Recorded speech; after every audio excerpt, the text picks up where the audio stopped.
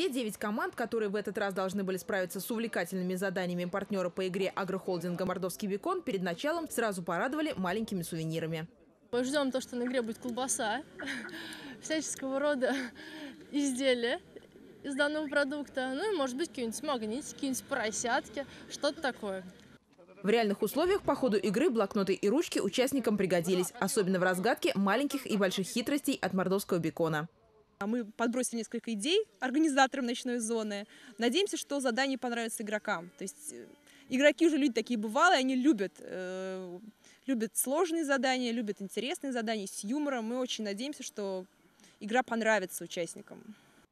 Колбаса с секретом участников действительно ждала, развешанная на дереве, как новогодние игрушки. Команды молниеносно воспользовались ситуацией и вместе с заданиями нашли ценному мясному продукту еще одно применение – утолить голод. Нужно?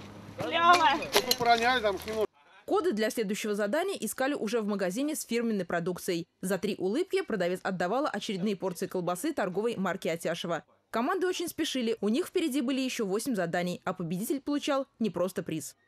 Когда мы надеемся, настанут теплые деньки, награждение будет проводиться где-то в лесу, и мы будем представлять вкусный шашлык. То есть все соберемся вместе, соберутся все команды и будем жарить шашлык от мордовского бекона.